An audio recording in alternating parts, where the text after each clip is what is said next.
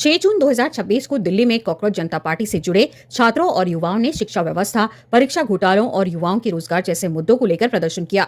उपलब्ध रिपोर्ट्स के मुताबिक प्रदर्शन का मुख्य फोकस शिक्षा मंत्री के इस्तीफे और शिक्षा प्रणाली में जवाबदेही की मांग था। आंदोलन के आयोजकों ने प्रदर्शन को शांतिपूर्ण रखने, राष्ट्रीय ध्वज साथ लाने और किसी भी उकसावे से बचने की अपील भी की थी। लेकिन प्रदर्शन शुरू होने से पहले ही सोशल मीडिया पर एक अलग बहस छिड़ गई। मुद्दों पर चर्चा कम हुई और प्रदर्शनकारियों की नीयत, उनके फंडिंग स्रोत, उनके राजनीतिक झुकाव और यहाँ तक कि उनके देशभक्ति के प्रमाण पत्र पर बहस अधिक होने लगी। यह केवल सीजेपी के साथ नहीं हुआ है, भारत में लगभग हर बड़े आंदोलन के साथ ऐसा होता आया है। भारत का राजनीतिक माहौल पिछले कुछ वर्षों में बेहद ध्रुवीकृत हो चुका है। अब किसी मुद्दे को उसके गुण दोष के आधार पर नहीं, बल्कि इस आधार पर देखा जाता है कि उसे उठाने वाला कौन है। यदि कोई छात्र बेरोजगारी की बात करे तो उसके राजनीतिक संबंध खोजे जाते हैं। यदि कोई किसान एमएसपी की बात करे तो उसके पीछे विदेशी साजिश ढूंढी जाती है। यदि कोई पत्रकार प्रेस की स्वतंत्रता की बात करे तो उसे किसी दल का एजेंट कह दिया जाता है। विरोध का विषय पीछे छूट जाता है और विरोध करने वाला व्यक्ति केंद्र में आ जाता है। सोशल मीडिया ने इस प्रवृत्ति को और बढ़ाया है।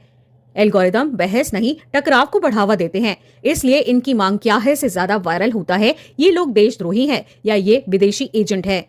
भारत में किसी भी आंदोलन को कमजोर करने का सबसे आसान तरीका है उसे किसी विदेशी शक्ति, विदेशी फंडिंग या विदेशी एजेंट से जोड़ दिया जाए।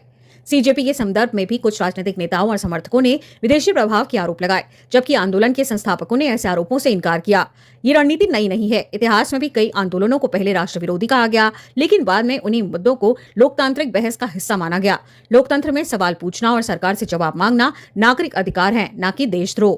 मुद्दों से डर क्यों लगता है? क्योंकि मुद्दों पर चर्चा असुविधाजनक होती है। यदि युवा बेरोजगारी पर बात करेंगे तो रोजगार के आंकड़ों पर चर्चा करनी पड़ेगी। यदि छात्र परीक्षा घोटालों पर बात करेंगे तो शिक्षा व्यवस्था की खामियों पर सवाल उठेंगे। यदि लोग महंगाई पर बात करेंगे तो आर्थिक नीतियों का मूल्यांकन करना पड़ेगा। इसलिए कई बार बहस को मुद्दों से हटाकर राष्ट्रवाद, धर्म, जाति या राजनीतिक पहचान की ओर मोड़ दिया जाता है।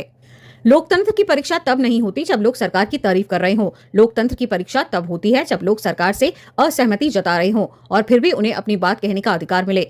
किसी भी प्रदर्शन से सहमत होना जरूरी नहीं है। कोई व्यक्ति सीजेपी की मांगों से असहमत हो सकता है, उनके नेताओं की आलोचना कर सकता है या उसके तरीकों पर सवाल उठा सकता है, लेकिन किसी आंदोलन को केवल इसलिए खारिज कर देना क्योंकि वह हमारी विचारधारा का नहीं है, लोकतांत्रिक संस्कृति को कमजोर करता है। सवाल ये नहीं है कि कॉकरोच जनता पार्टी सही है या गलत। सवाल यह है कि क्या हम किसी भी विरोध प्रदर्शन को उसके मुद्दों के आधार पर सुनने के लिए तैयार हैं।